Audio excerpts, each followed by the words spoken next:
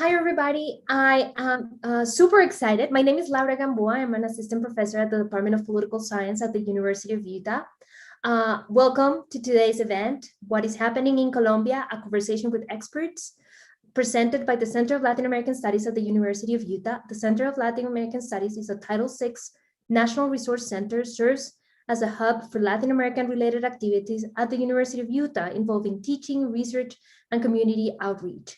Class provides its faculty with the resources and intellectual environment to realize cutting-edge research, and works with campuses and community partners to develop exceptional educational opportunities, courses, public events, study abroad, and internship programs for students.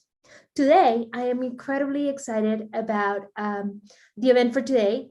We're going to have 3 panelists, and I'll be moderating a conversation. The first one is Dr. Angélica Durán Martínez. She's an associate professor of political science at the University of Massachusetts Lowell. The second one is Dr. Juan Alvarez. He's the director of the political science program and assistant professor of political science at the Universidad ICESI in Cali. And the third one is Laura Garcia Montoya. She's a postdoctoral research associate at the Matt Duhas S. Bob's Center for Peace and Justice and the Department of Politics at Princeton University. Welcome, everybody. I am super excited to have you all here today. So we organized this event because on April 28th, Colombia started experiencing a set of protests. These protests were originally sparked by tax reform introduced by the government, and they have not stopped since. Met with violence, these protests have seen more than 50 people dead, more than 1,000 arbitrary detentions, hundreds of people injured. Several cities in Colombia are currently blocked by different groups participating in the protest. And we have also observed a spiral of violence in certain areas of the country, particularly in the area surrounding Cali, which is where Dr. Alvarez comes from. The government has deployed the Minister of Defense and the security apparatus, has withdrawn the reform and fired his Minister of Economics. In the process, the Minister of the equivalent to the Secretary of State resigned as well. And just recently, the head of the sort of makeshift dialogues organized by the government resigned as well. The situation is ongoing, is very uncertain, and I'm really happy to have these various experts to tell us a little bit about what they see are the causes of the situation, what they see are some of the what they think about the protesters. Who are these protesters? What are they fighting for? So on and so forth. But also sort of what is the role that the government response has had in alleviating or increasing the mobilization, and perhaps if we have time to think about possible solutions and ways out to kind of think of a way in which we could potentially contribute to ideas to move forward. So with that said, I am just going to give the word to each one of you. We did not agree on an order, so I'm just going to go in the order of my screen here. I'll start with Angélica, with Dr. Durán Martínez, and then I'll go to Dr. Alvarez, and last but not least, Dr. Garcia Montoya. Thank you very much. Thank you. And so how much time do I have for these initial comments? 5 to 10 minutes. Okay. So feel free to stop me whenever you deem convenient. And, since we're going to be talking some of the points, I'm sure we'll have time to come back and probably there will be some overlap. So I just want to make a few points thinking about the people who may not be very familiar, and hopefully people who just want to understand more what's going on.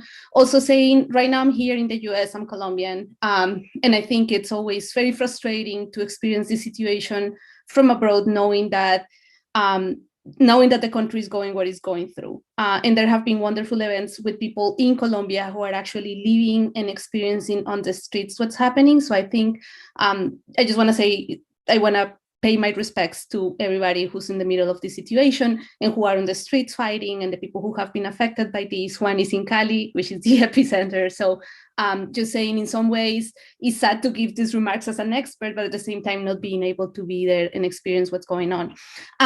So I guess that the pattern of mobilization that Dr. Gamboa has described fits into a broader pattern of mobilization in Colombia and in Latin America. So in 2019, Latin America had seen this wave of protests, and I think protests that paradoxically, or that reflect some of the paradoxes of Latin America as a whole, right? On the one hand, we have seen some improvements in living standards, some improvements actually in expanding democracy, but at the same time, many unfulfilled promises, right? High levels of inequality, like lots of corruption, limitations with democratic institutions. And those same things also were kind of motivating a wave of mobilization in Colombia that had started earlier, but 2019 was kind of a peak year. And in Colombia, like those causes of mobilization, I think had been also augmented for two reasons in Colombia. One was the signing of the peace agreement with the FARC in 2016, which I think had opened more opportunities for mobilization for different reasons. First was that the peace agreement with the FARC, which, if people don't know, is one of the oldest guerrillas in the world. The Colombian government had been fighting a war with the FARC for over 6 decades. So in some ways, the demobilization of the FARC, even though it did not end conflict in Colombia, it certainly ended officially one of the most intense conflicts in the world. And that opened opportunities. The agreement itself had some aspects for political participation, which had motivated more mobilization. And also, I think, open expectations, not just the formal changes that were included in the agreement, but also kind of the feeling that there was more space. So there were lots of expectation. And then, of course, I think with the FARC officially demobilized, some of the stigma around mobilization was also lifted temporarily. And this created a space for forms of mobilization that had existed for decades in Colombia, but also new ones. So what we had seen by the end of 2019 was a lot of people mobilizing for different reasons in Colombia. And then, of course, the pandemic came, and those mobilizations in Colombia in November were close to Christmas, so it also came Christmas time. The mobilizations had kind of declined, and then the pandemic hit. But then all these things that were kind of already brewing, we come to what's happening this year, and it's basically the situation worsened by the pandemic, the fact that all the promises of the peace agreement have been slowly being deteriorated because the government has not been implementing the agreement properly. With that, all the worsening of economic conditions during the pandemic, it is calculated at least 3.5 million people more were added to the poor in Colombia. And in that context, the government takes or proposes this tax reform, which was kind of like the spark for this protest, but again, a spark that remobilized a bunch of interests and groups that were mobilizing for many different reasons.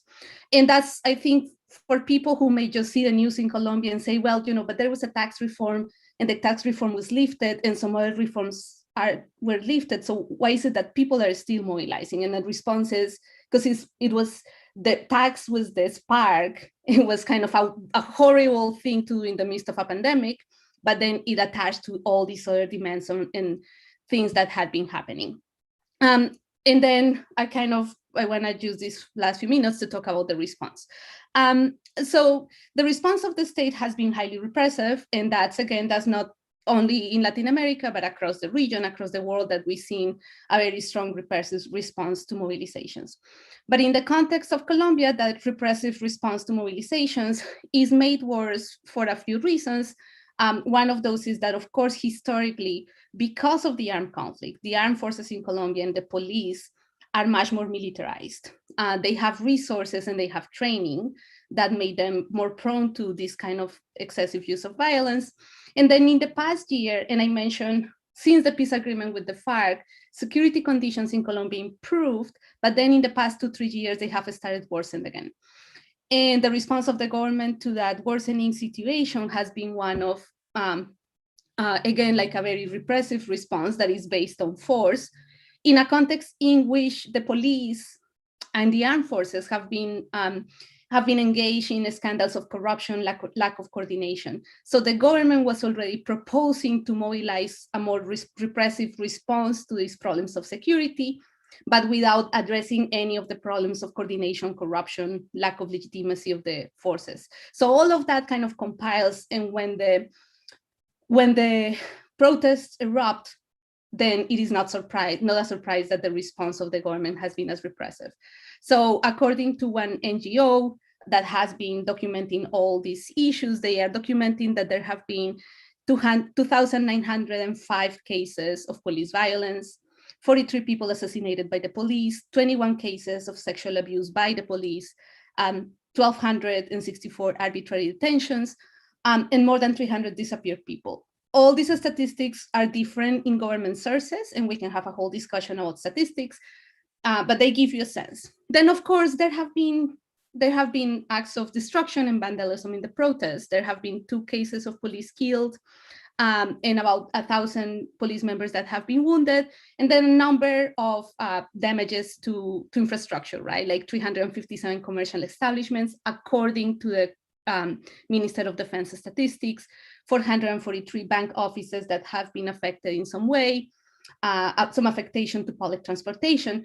So in this context, many people say, well, there are cases of vandalism, but we always have to consider that vandalism and affectation, like damage of infrastructure, can never really compare to affectations or to damage to life, which is what we have been seeing, and also the government using techniques that had never really been used in the context of urban protests in Colombia, like flyouts with helicopters, shooting to the crowd from the helicopters. So those things have really, like, even if there is, of course, any protest has the potential for disorder, and that has happened here. In the context of Colombia, there are also many things that can worsen public security or in protests, but most of the protests have been overwhelmingly peaceful. And of course, the response of the government with this level of violence has been quite worrying and troublesome, and I think is the reason that keeps people in the streets. And just not, there are a few other things I wanted to say, but I know we're gonna come back, so I just wanna close with one more thing, which is going back to this point that there is something new in this response, again, in the fact that we hadn't seen urban protests being met with this level of violence. But they also respond to historic patterns. In some of the areas that have been most affected by the police violence, it is not a coincidence. And Professor Alvarez here, he's in Cali, which is the epicenter of some of this repression. And it is not a coincidence that the repression of the state has been concentrated in places like Cali, because it is a city that has many complex social problems, a very long history of racism and marginalization, compounded by a long history of police corruption and of alliance of police corruption with paramilitary groups that often have engaged in poorly called social cleansing practices, which is basically efforts to eliminate populations that are seen as undesirable. So in Cali, where most of this police violence has been concentrated, it is not a coincidence that it's there, because it's attached to these other historic patterns of corruption and marginalization, and of course also compounded because there are many other armed actors in Cali. So it is kind of a breeding ground, and so we have to think about what's new here, but also how it is connected to historic patterns of violations by the state, militarization. And I will say, importantly, one of the forces that has been more engaged, and this is important for US audiences, but one of the forces that has been more engaged in police violence is a police force that is a direct heritage, I will say, of the Plan Colombia and of the money that came from the US government to support the military and the police in Colombia.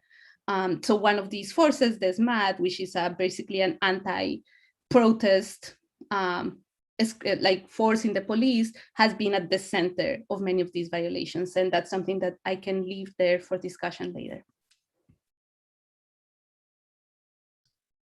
Thank you. So I'm just going to give the word to Dr. Juan Alvarez. Thank you, Professor Gamboa. I want to thank you for this invitation to the University of Utah. It's very hard to follow Professor Duran Martinez because she's done an amazing job in giving us an incredible overview and analysis of what's going on. So I'm going to try to see where I can do some little contributions to the discussion. And I think what I'm going to start is I'm going to do two very key points. One is that this started on April 28th.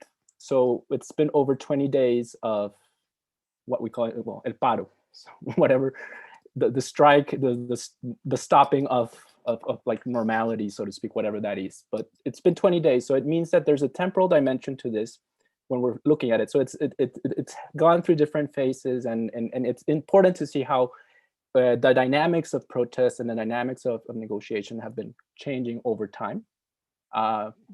One, and also trying to see, and Professor Martinez already indicated this is going at operating at different levels. So there, from the outside, it seems this is the national level, and this is Colombia, and of course, there's a national dimension to this, but there's also a local dimension, and how these dimensions interact, and how what you're looking at in different areas of Colombia kind of gives you an idea of why unrest, the use of police, of excessive force by the police and police violence and police brutality, it varies also spatially and over time as well. So I think those are the key points I'm going to try to make in these few minutes. So the first is, I think the international press tends to focus on the national story more than the local ones, and that makes sense because you're trying to reduce complexity.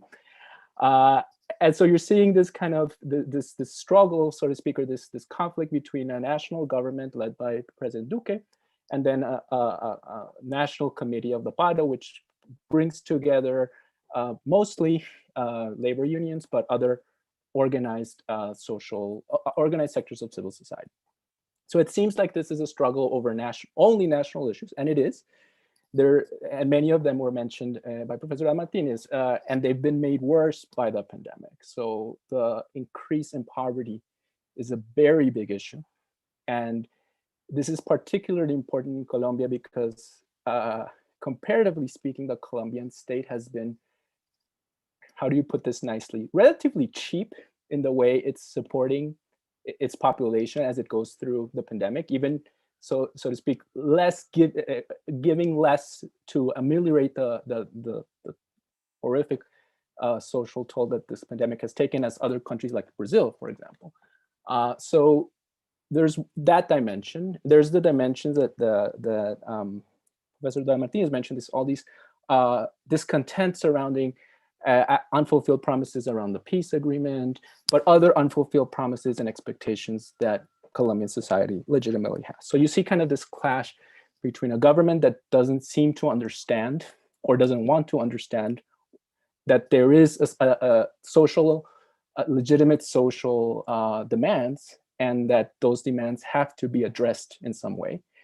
And in some ways, this is reflected by the way the government tends to portray the paro as something that's infiltrated by criminal groups, and this is all like international conspiracy for some reason. So this is like the kind of the way the government has portrayed this, and therefore it's not very surprising, and especially if you consider what party is currently governing, that they're using force as a first response to these unrest. We also have a very weak president, speaking like from his position institutionally.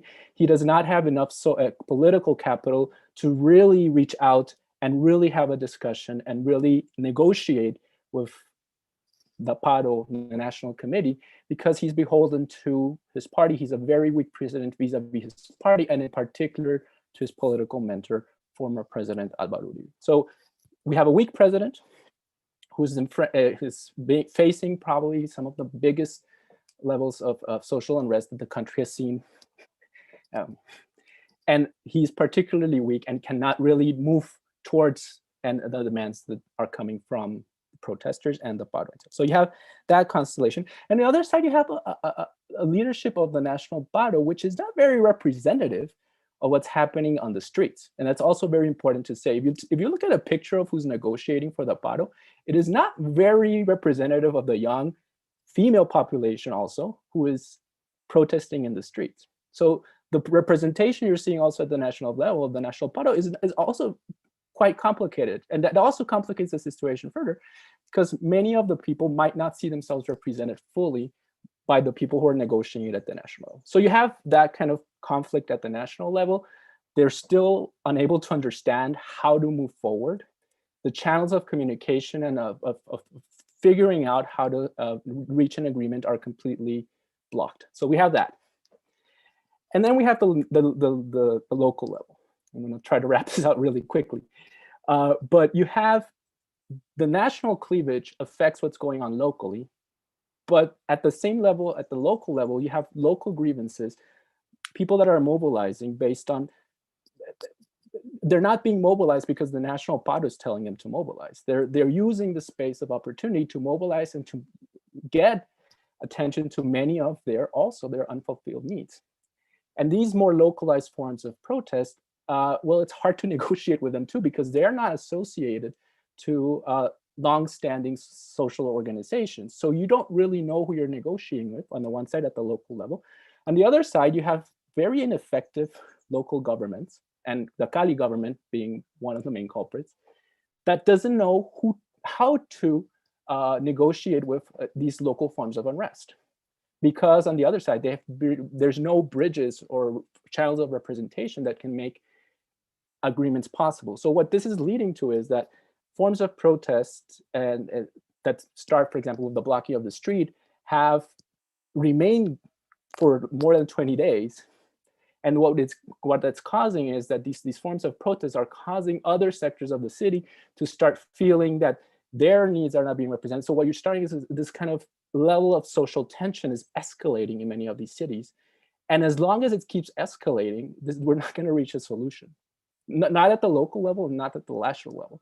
So we have incompetence from national government and local government, absence of channels of representation that can really lead us to viable solutions that actually bring some of the legitimate grievances that are being expressed. And in all this context, as Professor Martinez mentioned, there's violence coming from the state side, and you're starting to see forms of violence, forms of privatized violence, in Cali in particular, very egregious forms of violence related to other manifestations of violence in Colombia in the past. Angelica mentioned that as well. So this is all becoming, it's like a pressure cooker.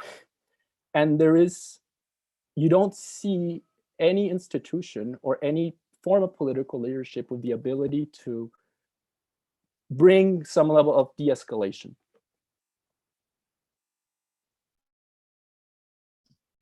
Thank you, Dr. Albarracin. This is super interesting, and he has been at the center of several of the conversations his students are in the streets. So this is a super big insight. So last but not least, Dr. Garcia Montoya, I'm gonna give you the floor. Thank you, Laura. Thank you, Angelica and Juan, for those really interesting remarks. I want to start by saying that the most important, I think, aspect of this that I want to kind of highlight, which as the others have said, is the amounts of violence that we have seen, especially from the government. And I think that needs to be kind of at the center of our conversation, but also at the center of what do we do with our country, right? This level of violence is unacceptable, and it requires kind of a really radical manifestation of what to do with this. And the second thing is that the second thing that I want to say is that I support the protests. I think that it's important to be clear about that. I think it's difficult to support the protests at some point, because there have been mistakes that have been made, and mistakes will be made again. But I think the importance of the protest and the significance of what we're seeing, I think is so. I want to say that up front, that I support the protests and what they're really trying to get, which is that we need a structural transformation in our country. I want to kind of start my more perhaps academic expert remarks by saying that I think at this moment is kind of marked by both historical processes, as Angelica and Juan had mentioned. One of them is the high levels of socioeconomic inequality, as others have said, that are not only about economic inequality, but that they're extremely intersectional. And that is that in Colombia, we have multiple forms of inequality that interact with one another, including victimization of conflict, right? And so conflict has not affected Colombians in the same way. And so there's a lot of inequalities in who has been subject to violence, both in these protests, but also during the armed conflict. And I think that's important to highlight. There's also dimensions of race that we have seen perhaps like never before in this protest come to the table. Racial inequality against Black Colombians, against indigenous Colombians, has been an important marker of our history. And I think that's something that we need to grapple more with. And I think that's something to celebrate about the protest, that is forcing us to confront that racial inequality that has been so deep in our state apparatus. The second historical process has to do with conflict itself. And I want to mention two elements of this. The first one is that because of the armed conflict, the Colombian state has been becoming really strong in its coercive apparatus. Our military, our police forces are really strong compared to other countries in the region. But this has also mean that we have a state that is completely weak when we think about its capacity to redistribute resources and to invest in the socioeconomic conditions of Colombians. And so this tension between a really strong coercive state with a really weak kind of redistributive state, which was marked by the failure of the tax reforms, which is a state that has never put redistribution at the center of its goals. And I think that's something that we need to, that if this is something that the protests kind of achieve, I would say it's a victory, saying like the Colombian state has failed massively, and it has done so by design and also by lack of competence, as one by saying, to include all of the Colombians. So those are the two historical processes that I think are important. And the second thing that I want to bring attention is this is a moment of crisis, right? And so when you combine these historical processes with a crisis that has three elements, important elements. One is a health crisis, right? People the health crisis is really important and has had important consequences. In particular, it generated an economic crisis, right? And so the rise in poverty, the rise in unemployment, especially for those the youngest sectors. So that is really important. The second one is a crisis of legitimacy of both democracy and the presidency. And so I think, as Juan and Angelica were saying, the fact that the president is seen as very weak, is seen as very lonely. This is not helping, right? Because we have a crisis of leadership and a crisis of representation that is not being the political parties, not even the opposition, are being able to grapple with this crisis of representation. And so, yeah, I think the historical processes that are shaping this crisis should also be central in how we think about moving on from this crisis. And so even though the picture is quite grim right now, I am hopeful that from these moments of crisis, we can maybe come together and think about what are those structural things that need to happen, especially to in my mind, to increase the capacity of the state to redistribute, make the state commit to its redistributive function, which is central and which I think that the Colombian state has always kind of left second in its priorities. So I will finish here, and yeah, we can open it up for questions. Thank you, everybody. I love how you each have a particular insight. We have a couple of questions from the YouTube. So I want to start with one which was about sort of, so the question was, has a leadership group from the protesters emerged, or are there more decentralized movements spread across the country? And related to that, although this one was a little bit more specific about Cali and addressed to Professor Alvarez, are demands at the local level more specific than those discussed at the national level? And I wanted to kind of collapse these two questions, perhaps, and perhaps tie them down to this idea that we need to figure it out, that the problem is structural, that there's an underlying discontent that connects these different requests. So who wants to go first?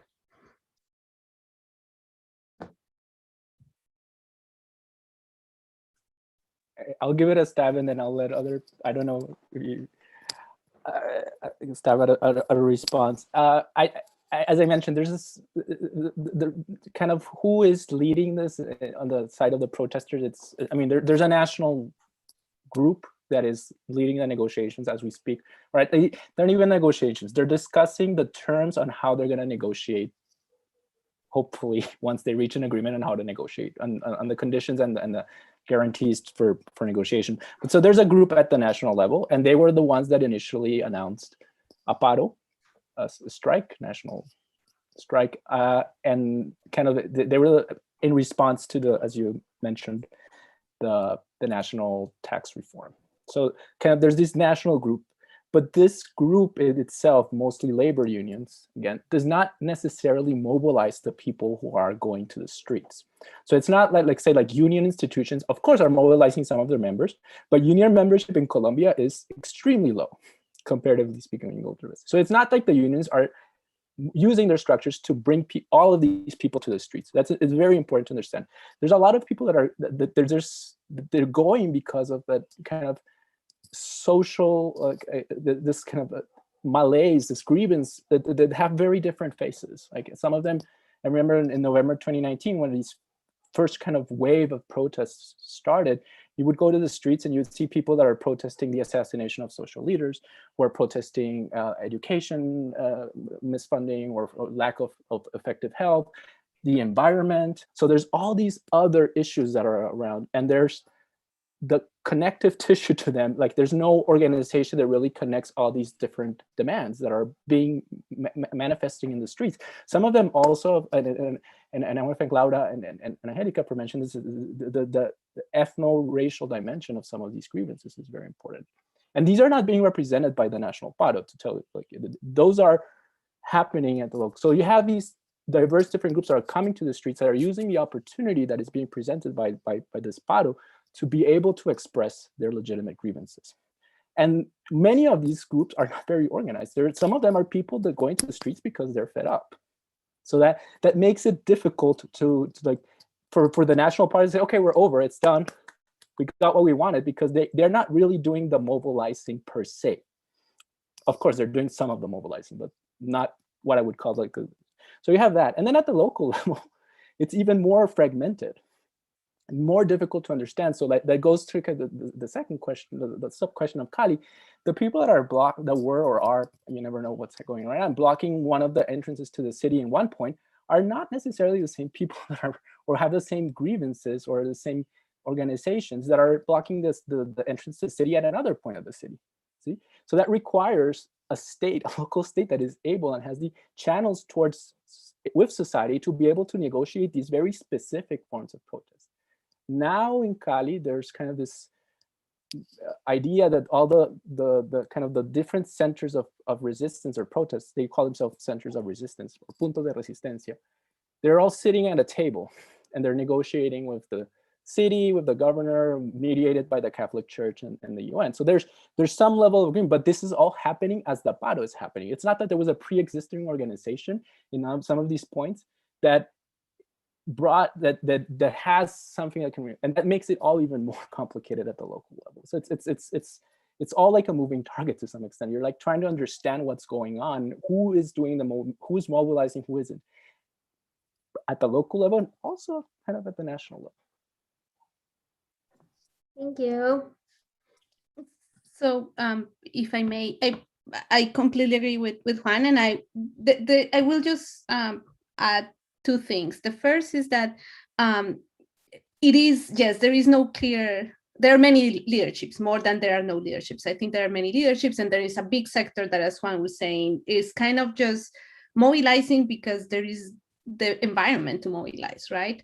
Having said that, I think, and probably all of us have been seeing many of the events that have been done, it is possible to identify people that have that capacity. And I think that's what a real will to negotiate at this point from the government will mean, to start articulating with those leaderships that even if they are not national in nature, that they are not massive, but that they do exist and that they have the capacity to articulate with people and that are actually taking the opportunity of this strike and this paro to actually expand their social networks. And there was an event that probably some of you followed last week with some of these leaders, and you could see how they are actually using this opportunity also to try and educate. Because another thing that is very interesting about this strike is there has been, the youth and students have played an essential role, right? I will say, just kind of being devil's advocate, that generally happens in protest movements, right? Like, of course, the youth and younger people are going to be a crucial part of the story. It doesn't minimize in any way the role that the youth have had in this protest in Colombia. But there is one thing that makes this mobilization of the youth different, and some colleagues have talked about this in other events, which is the fact that it's also mobilizing not only university students that are educated, but has started to mobilize a lot of just of just poor, marginalized young people who are not part of the educational system. And they may be jumping into this protest, and actually people who are not supporting the protest may see this youth on the street and say like, oh yeah, they know nothing, right? They are just mobilizing because they just are just thugs that want to be in the street. But what they are not understanding is that these people are finding an opportunity to express their grievances, even if not very articulated. So the only thing I will say is that, yes, this is very tricky because there are so many interests, there are so many organizations, but there are visible people who have a role at the local level. And if a real will of negotiating exists, is to start articulating with those people that all of us can identify to organize events, but that the government seems not to be able to, or unwilling to do it. So that's where the true negotiation will happen. Now, I saw a question about elections. We'll get to, I'll let you do that. But there is one thing that is important to also keep in mind as we talk about leadership, and is the fact that there is a sector of the Colombian population that remains very opposed to this protest, right? And we can talk about what that means. And lastly, the other thing is that I will say that even though this complexity makes it difficult to think about a negotiation, there is one thing that seems clear to me as the protest goes on, which is the more that the government refuses to recognize that there has been police violence and that there has been an overwhelming response, the more that people, regardless of where they are willing to stay on the street. So that in some ways, the solution to stop the blockades will be as simple as the president saying, we recognize that these abuses have happened and we're gonna really go after them. But that's probably unlikely to happen given the ideological inclination of the president. Thank you. I wanted to add and respond another question about elections, which I think are tied, and I agree that with. And I want to talk about what we saw in Chile, in the protests in Chile. And so while the protests were going on, the same narrative about there are no clear leaderships, these are young people that are very disorganized, they have various mandates. And I think that is similar to what we're seeing here. But a year later, after El Estallido in Chile, the independents who were not tied to any political party and seemed really not organized won the elections for the plebiscite. And I do think that this is something to keep in mind, is that during protests, these leaderships are going to start to emerge organically, and people are going to start to find different voices to kind of join in the discourse. So I do think that this is going to impact elections a lot, but we don't know how, because I think some of the leaderships are just starting to emerge. And I mean, I'm really bad at predicting elections, but I do think that that's something that we can see from Chile, is that these leaderships are going to be a consequence of the paro. And even though we cannot see it now, while we're in the midst of all of these different mobilizations, I think what is happening is really meaningful, and similar to what happened in Chile, is really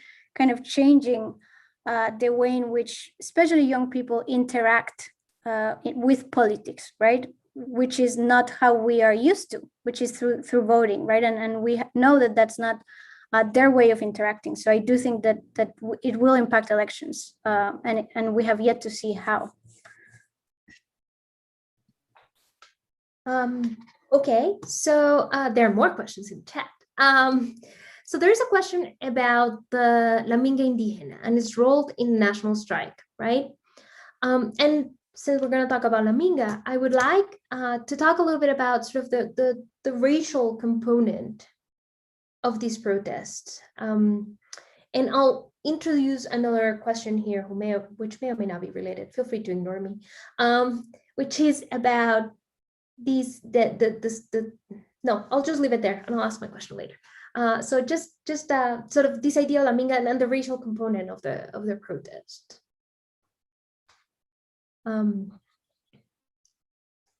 Juan. Yeah, I would prefer you being the dictator and tell us who speaks with me. But I will start, and I'm sure Laura and Angelica have very powerful insights. But I want to build on something that Laura mentioned. It's this idea of like politics in Colombia is changing dramatically, the way politics work in Colombia. And there seems to be a disconnect with this change, or the inability of some sectors of society to understand that the way politics used to work in Colombia is not the way it's going to work from now on. And I think that reluctance is generating even more problems. We're not trying to understand that there's a powerful dimension of like the kids that are in the streets from more popular sectors that Angelica mentioned, or in mobilization along indigenous or ethno-racial lines. There is a quest to being recognized as a citizen. And these are populations that have been historically marginalized. Formally, they're subject of rights and as any Colombian citizen, but informally, they've been marginalized from our decision-making process, ignored.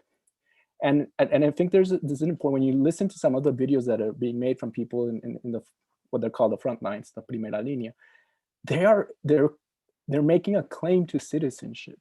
They're wanting to be recognized as citizens, as Colombians, and people that have to be listened to. Yeah, that seems very basic and like fundamental for any democracy, but it's changing how we see politics in Colombia. And the fact that there is a lack of will to listen to them from the national government, to recognize that they have legitimate grievances and a claim to citizenship, that is making things worse, because that makes that rightfully generates anger. You know? So like recognizing that's kind of the first step toward it. And this is not going to, it's not that if the government nationally recognizes all of a sudden everything's going to change or become easier, but it is going to help de-escalate the situation. And the national government has been completely unwilling to do this basic thing. Recognize that they are legitimate grievances and there's a population that have been historically marginalized and that deserve recognition.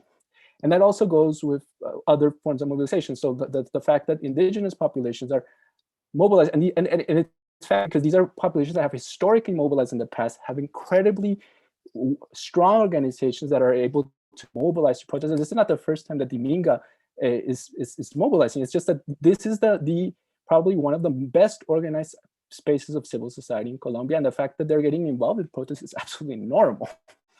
Yeah, what happens is that, and as Angelica mentioned, this becomes a space of contention because, as let's say the Minga and the Guardia Indígena, which are forms of indigenous self-governance, come into cities like Cali. For some people, like the protesters, they're allies and protectors. But at the same time, for other sectors of society, they don't understand the claim of the Minga as an actor that it's providing social order. They actually see it as the contrary. They see him as an actor of disorder. So you had, like, in cities like Cali, all of a sudden, these overlapping forms of governance, of community governance, of governance in the protest. And it was very unclear how to navigate this very complex situation because there's this very difficult recognition. So it's like the birthing pains of a new way of doing politics in Colombia, and it makes it even more complex. So I think that, I'm sorry if I'm not answering the question directly, but I think we are starting to see, and as long as there's no recognition that politics might work differently, and this is going to have impacts in the electoral politics, but also in the ways policies are being implemented and decided upon in Colombia. And we have to start thinking about this in these terms, not that there's going to be a solution to the paro, I don't know, they're not going to negotiate some agreement and it's over. No, this is about change in the process of how politics works.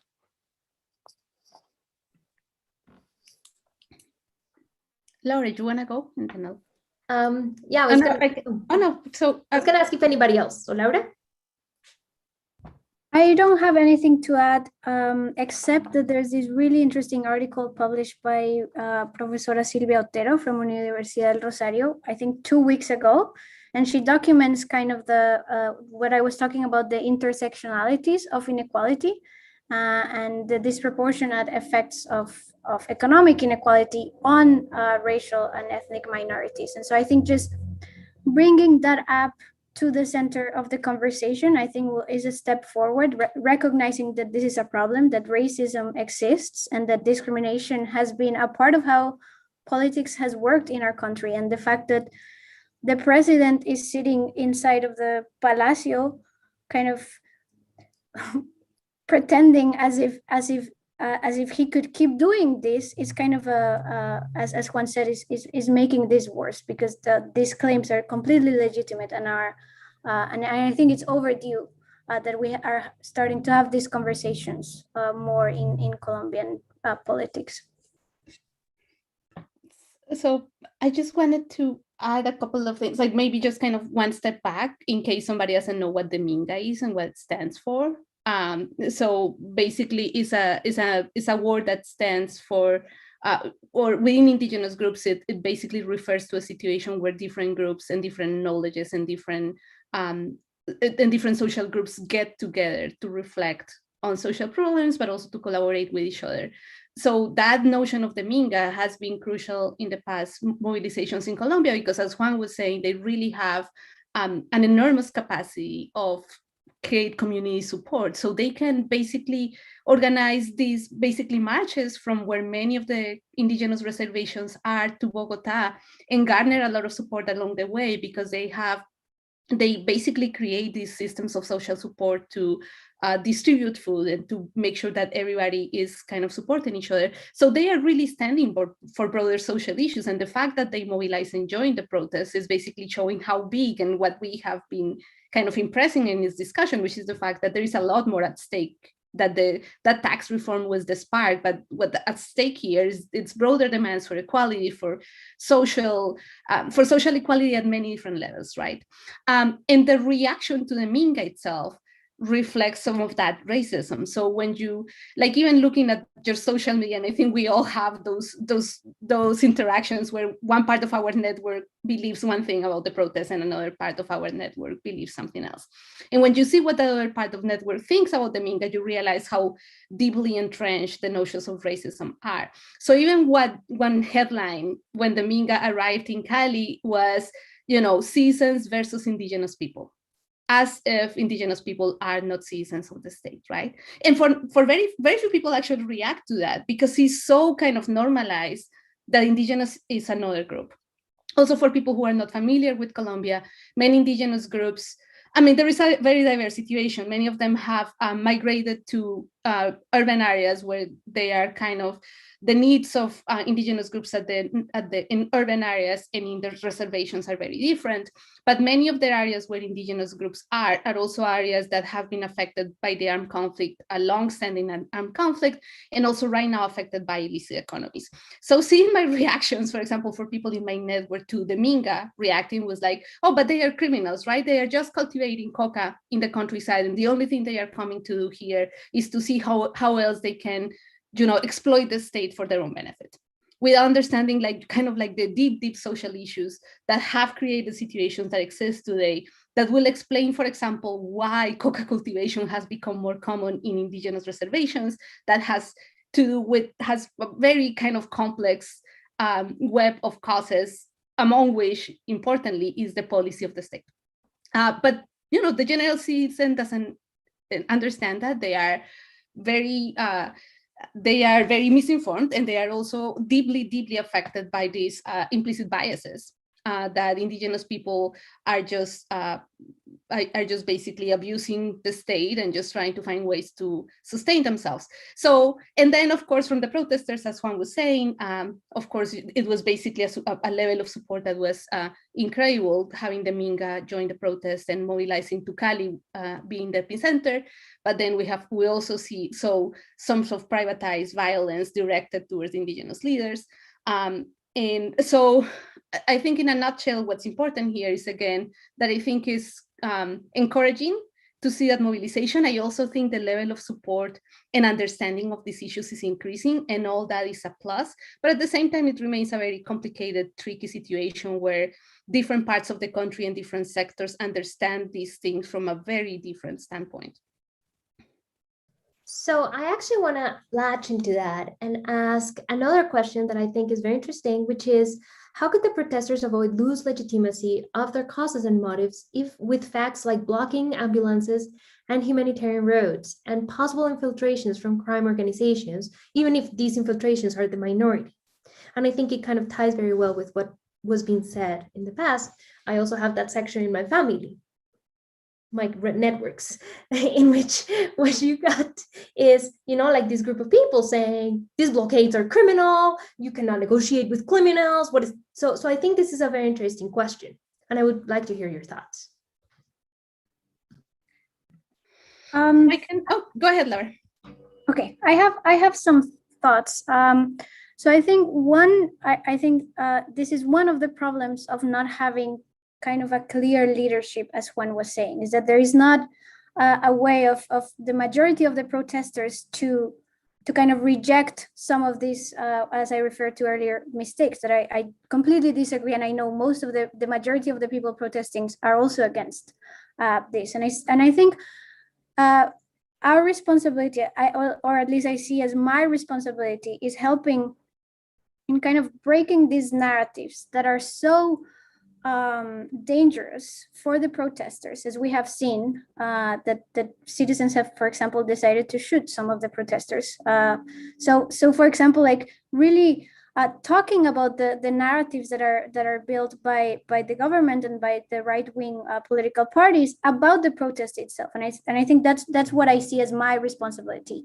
One is to really be clear that protesters are not terrorists, they are not vandalos, right? And so being very vocal, even with these parts of our social networks that we all have and that is uncomfortable. So this is, I think this is one of the responsibilities, being clear, like, no, these are two different things, right?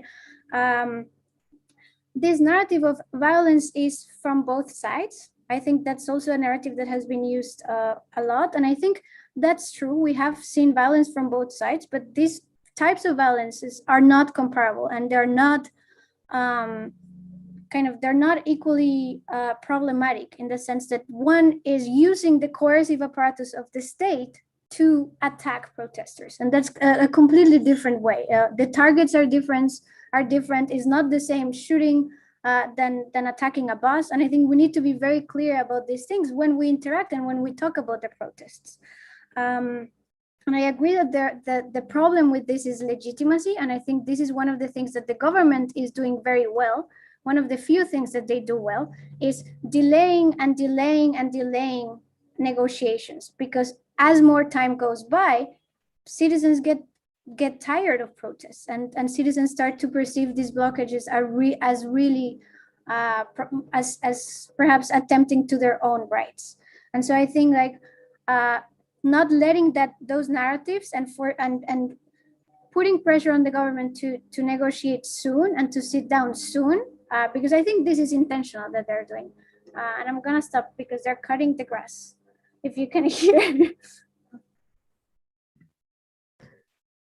I agree with Laura, and what I will add, Jess, is that I do think that it is a risk, and I think it's playing out that the longer the protests go, when things like this happen because of the blockades, then more people who are already kind of opposed to the marches and to the strikes become even more opposed to it. So I will say I agree with that. These are very different types of violence. We cannot put them in the same bag, but they do happen, right? And when you have so there is a story this morning about a baby who died in an ambulance because the ambulance couldn't pass, right? And we always have to, I will say it's important always to make sure that we are hearing the right story when we're seeing these stories. But the reality is that yes, and there are some numbers that are also starting to show that some small businesses have been affected by the blockades. And so again, well, I, like Laura, I support this protest, and I understand why people are staying in the streets. It is, I do think that we have the risks that the more blockades generate situations like this, the more that people on the fringes of people who are already opposed to the marches will say, yeah, this is what, this is terrible. You see what they are doing to the country, right? So I think it's a delicate balance. I think, again, the upper hand on solving this is on the government side, but the reality is that because that's not happening, ultimately, what may suffer here is the broader movement. And I think that's a delicate balance that many of the organizations involved have to walk around. And I think that I think is that the responsibility that citizens have is just to look at all these pieces of information always and think, what's really happening here.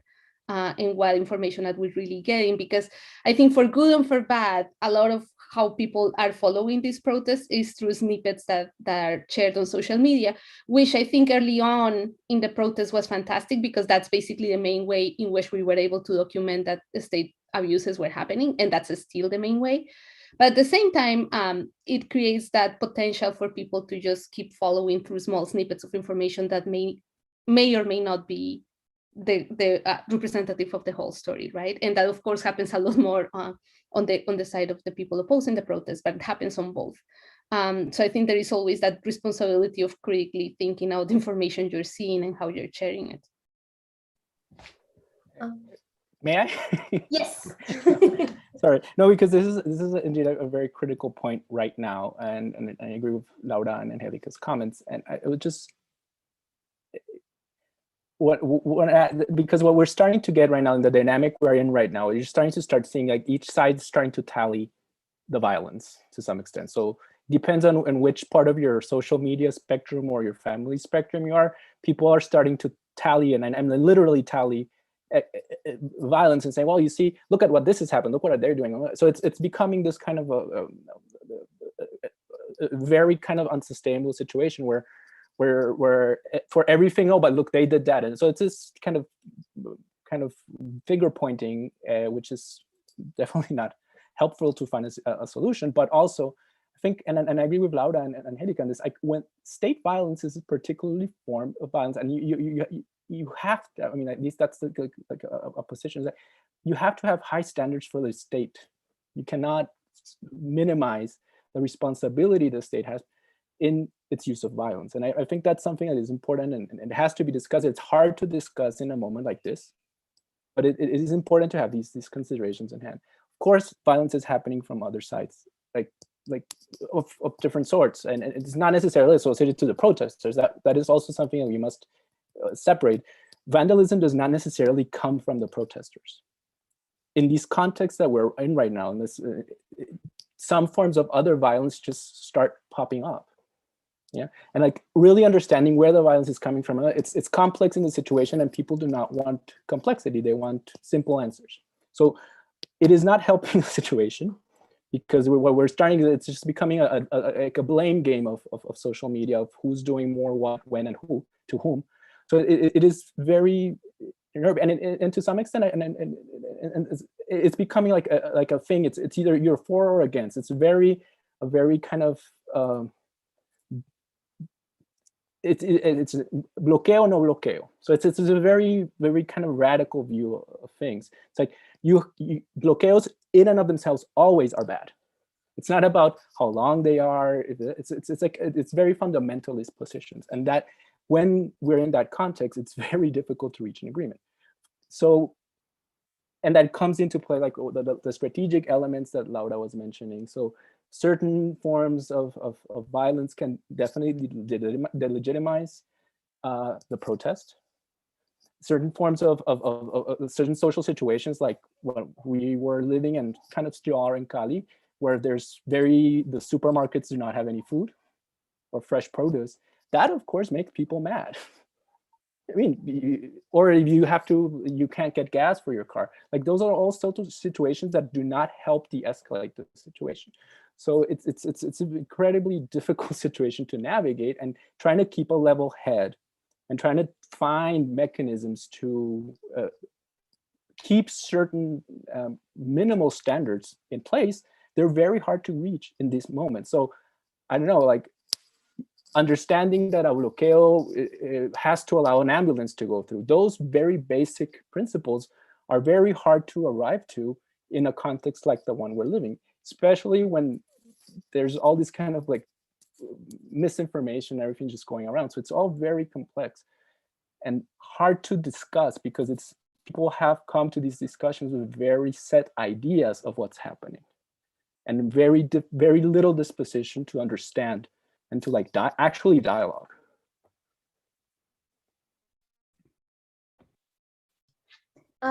So, do you want to say something else, Angelica? Maybe we'll tie to any of the questions. I'm fine. No, we have time. Okay. So I wanted to ask again, what could the protesters do, right? So the government is delaying negotiations. There's nothing protesters can do about that delay, right? We know that they're at danger of losing legitimacy as time goes on, right? In particular, because this, of course, also is in the midst of a pandemic, in the third spike of the pandemic. And so part of the things that are not going through cities are COVID-related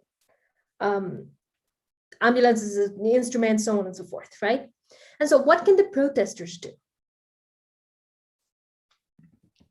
So it actually is kind of the point that I was going to make before that. So we've talked a lot about what the president hasn't done and the lack of leadership. And that's very consequential for Colombia, because Colombia is a presidentialist country and is a centralized country where the president plays a huge role. But at the same time, local authorities can do a lot. And I think that local authorities have been very weak in their management of this crisis in general, either because they don't, in some cases, they don't have good relationships with the public security forces. And I think very early in the pandemic, there were some, in the protests, there were some really complicated instances of basically the police forces acting pretty much on their own without responding to measures. And in the way that Colombian security works at the local level, the chiefs of police should be responsive to the mayors, and that wasn't happening. In other cases, mayors have been just completely absent, as in the case of Cali, where the mayor has been very weak and not like basically changing positions, but basically just not taking leadership on the situation. So I think what the protesters, and also there are more people who can do more things, knowing that many of these things are not going to come from the national government, and we know that. So at this point, like there has to be more mobilization of authorities at the local level, and I think the protesters maybe should, like the leaders should probably start articulating more.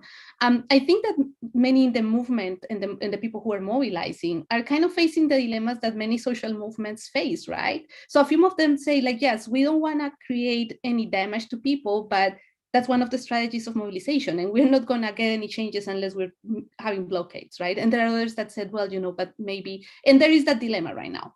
Are we going to get more if we just stay here and stand our ground, or do we need to really gain more allies in a way? And at this point, it is not quite clear that those allies can be gained, because the people who oppose the protest, I'm an advocate of thinking that some minds can be changed, but in practice, we all know how difficult it is, right? So I think the movements are kind of facing that dilemma. And the people who have been fighting for different reasons, I think the younger student movements, they just feel like, this is our opportunity, we're going to change, and doesn't matter, we're just going to stay here for as long as needed.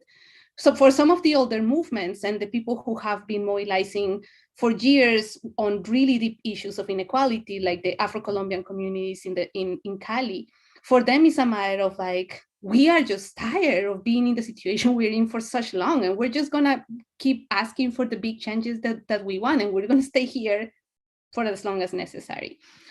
So I think a lot of this should come from other sectors of civil society and other sectors of local governments and local authorities, trying to find ways of creating more bridges of communication, which I think are possible. They're very difficult. They're not going to come from the national government. But I do think that some of those opportunities may be garnered and mobilized at the local level, because that's where we have an opening right now. It's not at the national level. I think that none of this is going to be solved, unfortunately, given the situation we're in and given the government's position, although we're also close to election time. So I think those things are going to start playing out more strongly now as people start looking into the next elections for the presidency in Colombia. But just going back to the answer, I think is what the protesters and what the movements can do. I think the question is here what they want to do and what other sectors can do to start articulating more with those demands.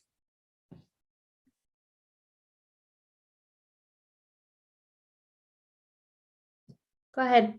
I'm sorry. Yeah, and I agree. And I think there's other sectors that might not, they're definitely not on the protest side, that also might start putting pressure on the government to start moving. And Angelica mentioned the event last week on Friday, and it's very interesting. And I think people haven't. It's very interesting to start hearing representatives of the business community start saying, "We are willing to pay more taxes." And that might sound. I mean, I think even in the U.S., the equivalent of the person who said that here in Colombia, someone like that in the U.S. saying that we're willing to pay more taxes. That is incredibly powerful. So I think some things are moving, and from other parts of society that are not necessarily aligned with the paro, but that know that the situation, how it is now, but how it has been historically, is unsustainable. So there is some willingness from some sides to start finding agreements. Now the question is how those sides are able to exert pressure over governments at the local, national level to start actually having serious negotiations. I mean, it is important when the business community says we're willing to pay more taxes. Question is how much and all that stuff, but those are things. Or you start seeing some parts of society starting to display some willingness, and I think that's important. And there's some non-state actors, and speak, that have been incredibly important. At least, for example, the case of Cali. I think the situation here would be much, much worse if we didn't have an archdiocese that has been able to basically negotiate some very basic levels of agreements, some humanitarian access to food, all that stuff. That's all been other sectors of society that have been mobilizing and have some channels that enable kind of the type of agreement building that Angelica was mentioning. So I think there's some pockets of possibility there, but it's a question, how do I align all these pockets of possibility to actually bring parties at local and national level to come to an agreement, and to avoid all these other things. Like you see, like here, Jamundí is a city close to Cali, and the mayor has been had an interesting approach, very dialogical, trying to find agreements with the people that are doing some of the blockades, and to some extent has been very successful. But of course, these processes, like in any part of the world, have spoilers that are not happy with these things. So they have, like, trying to protect the agreements that are reached from potential other spoilers. And from spoilers, I'm not only mentioning, it's not from all the protesters, it's also other actors in society that might not want an agreement at least in these local levels. So it's a very interesting game in how to insulate and how to protect the agreements that we make, that make other agreements or broader agreements more possible.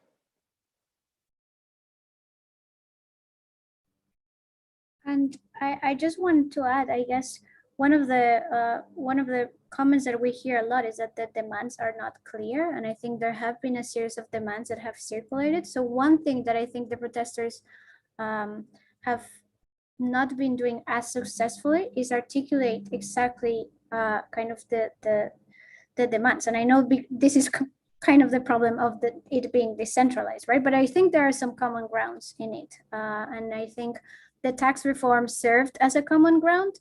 And so, for example, right now, the Congress is supposed to be having the moción de censura with the Minister of Defense as we speak. So I think just thinking about these crucial things, reform the way the police interacts with protesters, which was a victory of the mobilizations of 2019, right? So there are some concrete kind of reforms that I think we can start to talk more about and to kind of reach a certain agreements. Similar to what happened in Chile, after a few weeks, it became clear that the constitutional reform was what they all needed, right? I don't think this is the case in Colombia. So, but finding those kind of common elements, I think would be a path forward, but it's really hard to do. Okay, we have several questions in the chat, so I'm gonna connect three regarding Cali and kind of the marginalized situation of people in Cali, and whether just a basic investment in just paying for a basic rent would be able to solve the problem.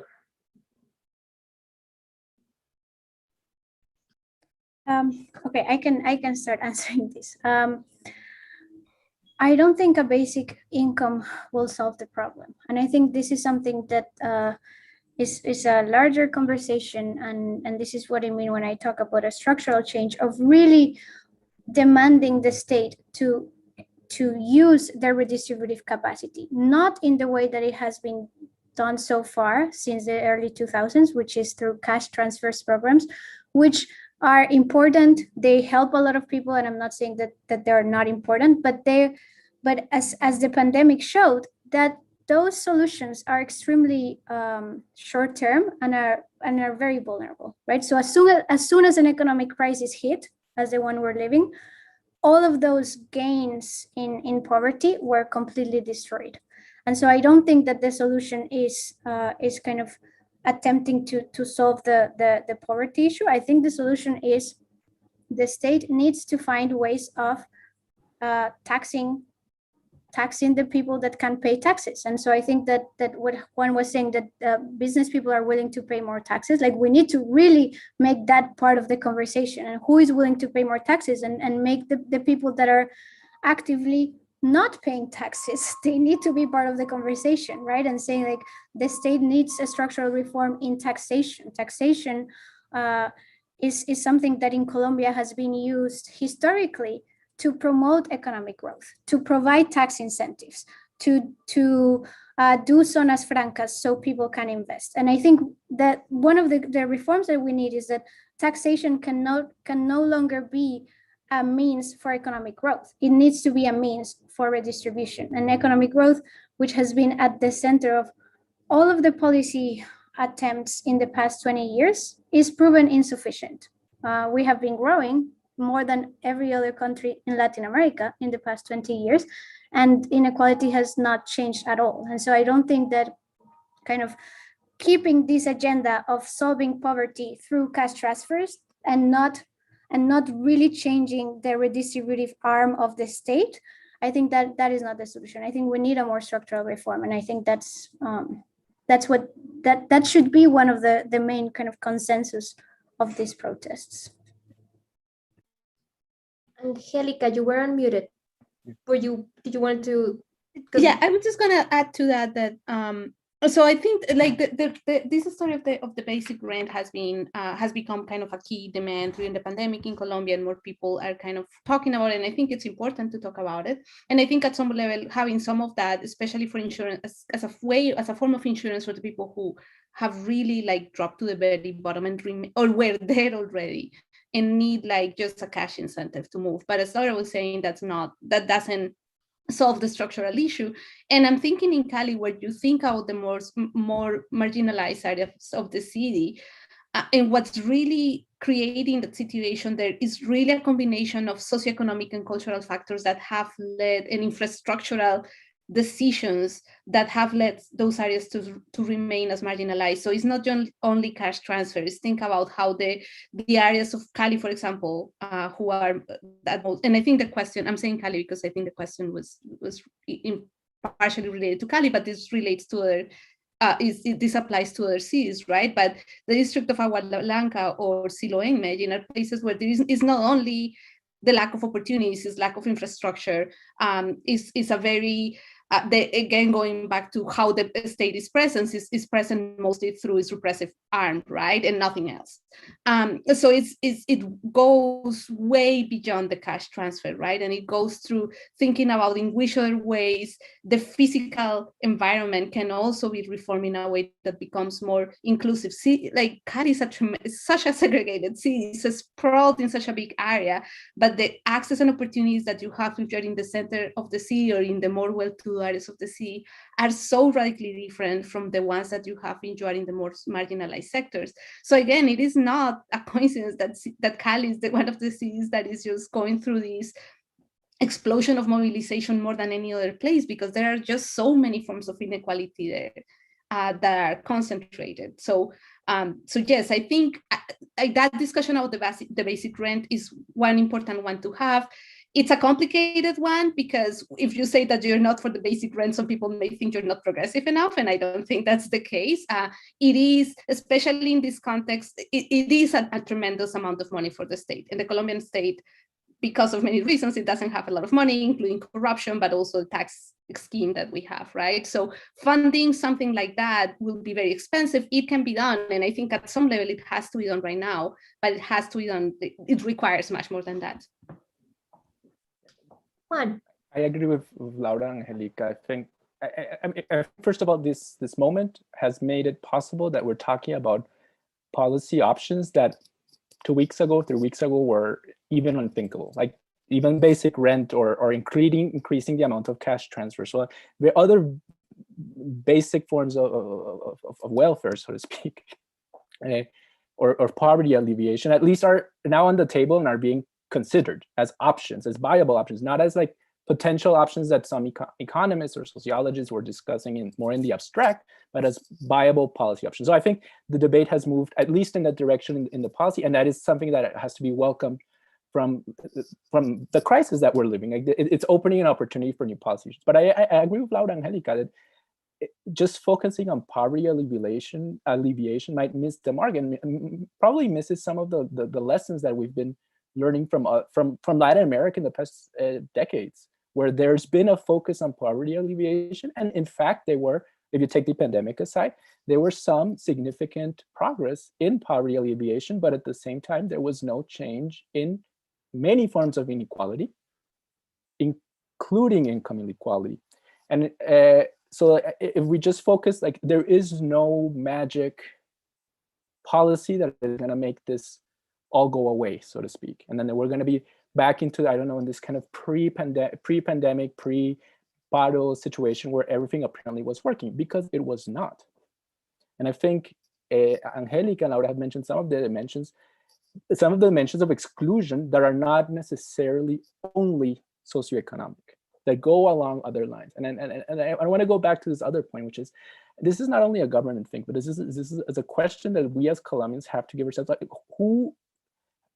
the thinking about the belonging of the citizenship dimension of this in all its forms. It's not only about who gets to vote or not, but who is understood as a citizen. And Angelica mentioned this very important thing when the Minga came into Cali, the news sources said, she mentioned this, citizens against indigenous peoples. And like that very simple phrase kind of reflects kind of this other dimension of things, that this is also about recognition.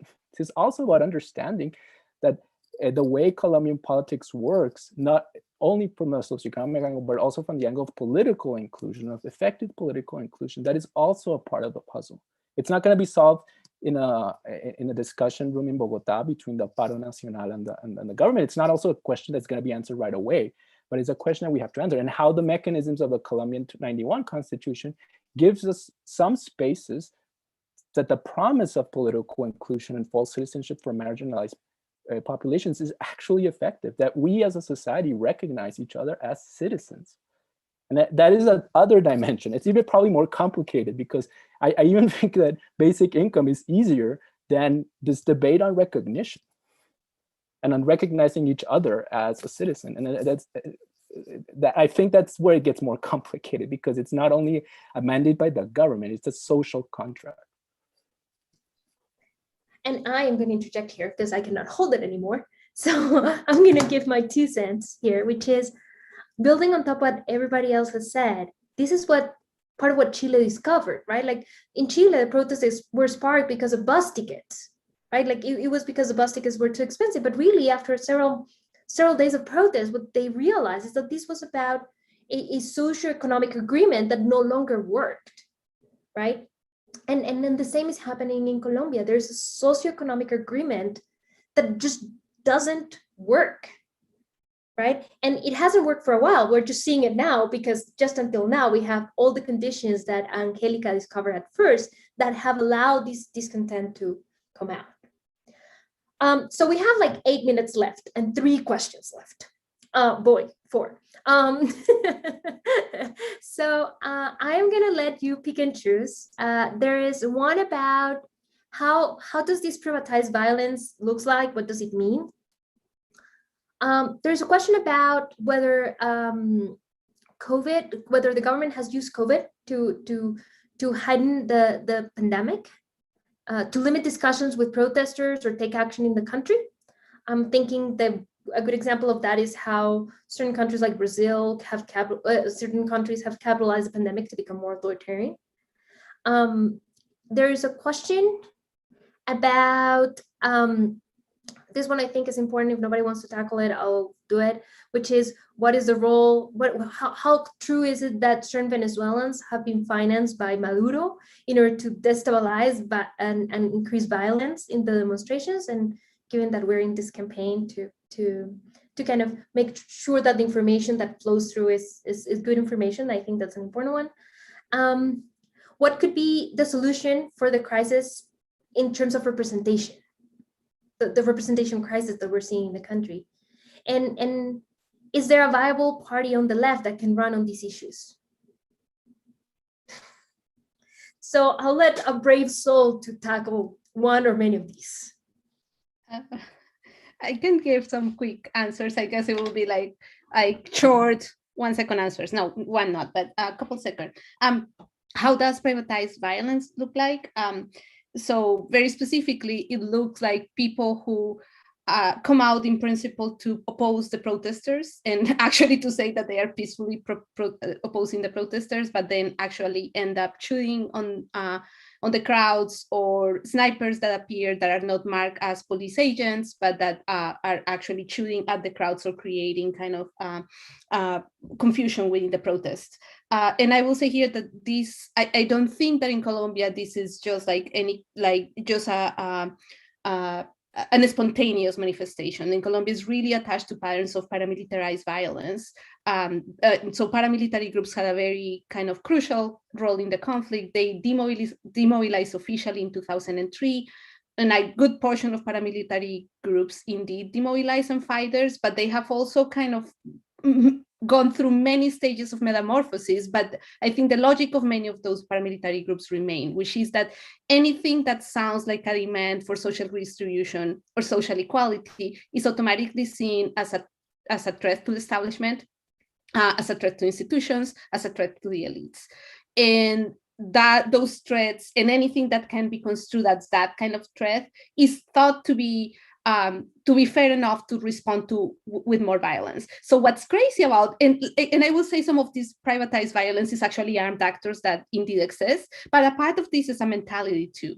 So you will see a lot of people opposing the protests and saying we want peace and wearing white t-shirts, but at the same time saying horrible things about the protesters or advocating for the police to go and repress and kill the protesters.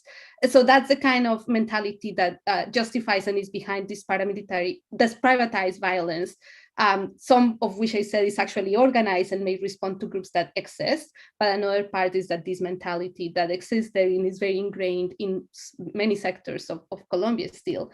How about the Venezuelan role? I will say, like in the past years, anything bad that has happened in Colombia has become the responsibility of Venezuelan migrants, which is, I guess, is the reaction is the same way that anything bad that happens here in the US at some point is blamed on migrants, right? It's like, I think whatever, which is crazy in the case of Colombia because we have been a country of migrants and that has sent migrants everywhere.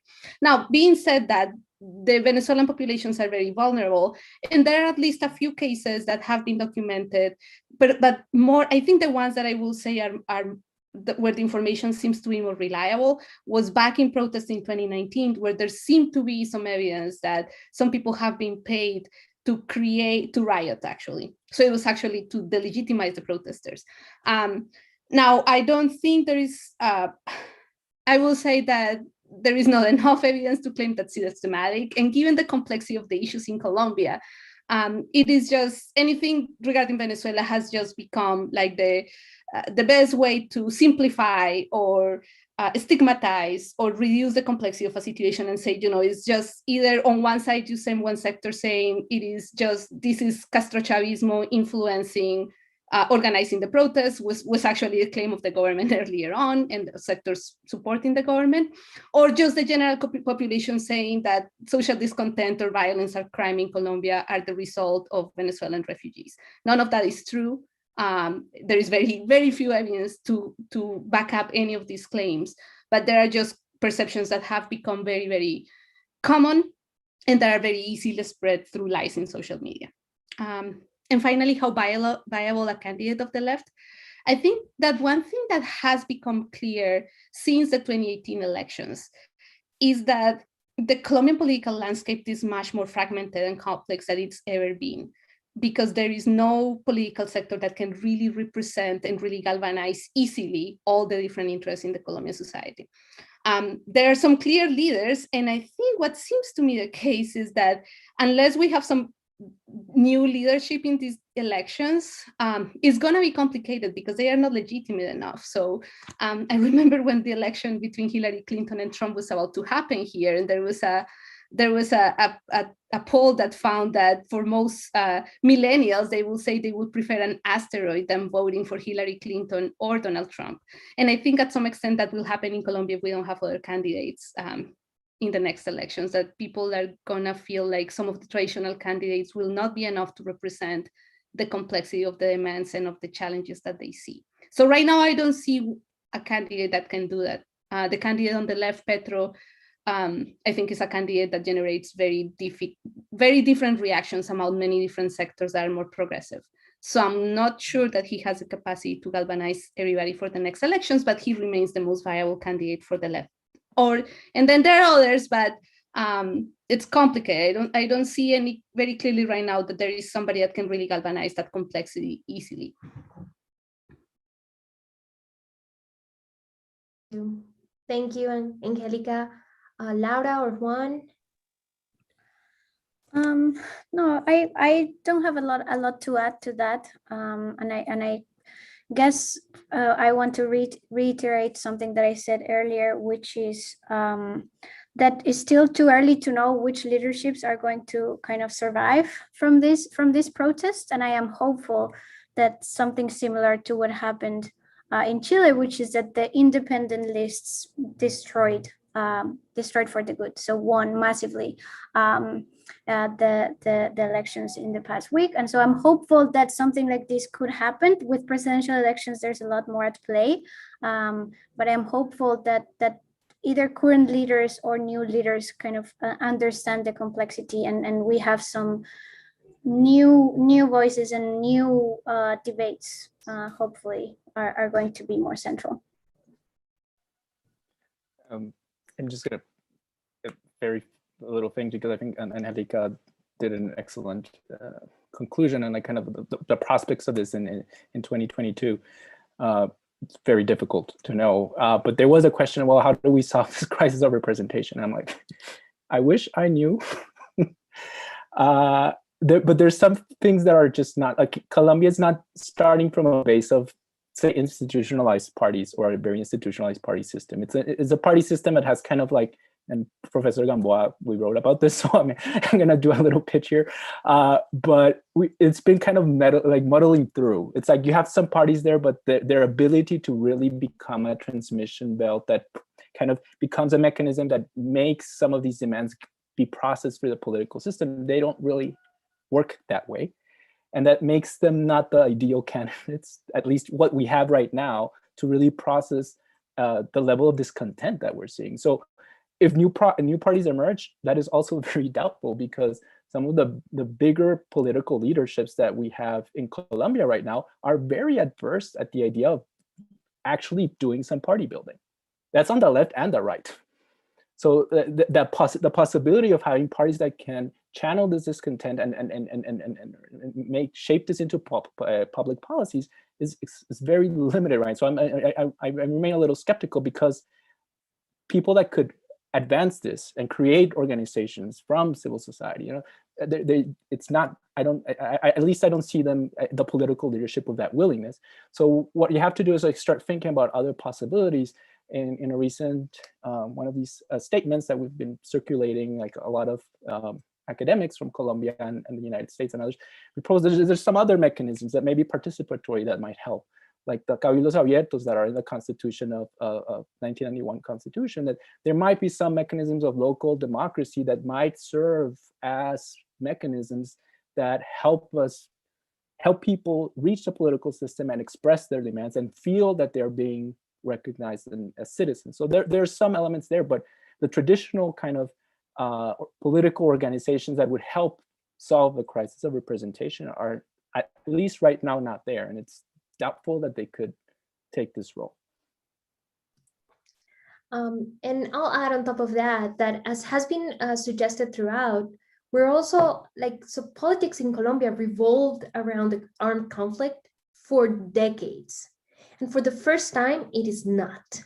And so I think we're also starting to deal with a new landscape that no political party is really set up to deal with. As for a question that I forgot, which is what can the diaspora do to help, I think everybody could potentially agree with me in that make sure you share information that you have verified. Make sure that you voice these very basic grievances that are being screamed at in places that the protesters might not be able to reach by themselves. And if I may add one to that, Laura, if you don't mind, I think that not only the diaspora, but cities in the US do have one thing that is possible, which is a lot of funding to police forces that are engaged in human rights violations is coming from US sources. And there are institutional ways in which that can be stopped. There is something called the Leahy Amendment that is used to prevent funding to go in to police forces that are engaged in human rights violations. So people can contact the representatives to ask them to make sure that the Leahy Amendment is being enforced in Colombia, so that no funding is going to something like a SMAT that is clearly being the main force behind some of these violations that we have been seeing. So that's something that can come both from the diaspora, but also from regular US citizens concern in making sure that the US funding is going actually to build security and not to undermine democracy and undermine or create police forces that are not accountable and protect citizens, but that do actually the opposite. Well, this was a fantastic conversation. I want to thank all the three panelists. I really appreciate all the insights. I think at least two of them, Professor Garcia Montoya and Professor Alvarez, have Twitter handles. Yeah, I figured. So if you want to follow them in Twitter, they're being very active and information and you'll be sure that the information you hear from them is actually good information. So I'll encourage you to follow them and just keep an eye on, and if you can talk to representatives or give visibility, just that's good. Thank you very much, everybody, for joining us. And the audience for the questions, it was fascinating, and the panelists again for their time and for their expertise. I'll see you soon, I guess. Bye, everybody. Thank you.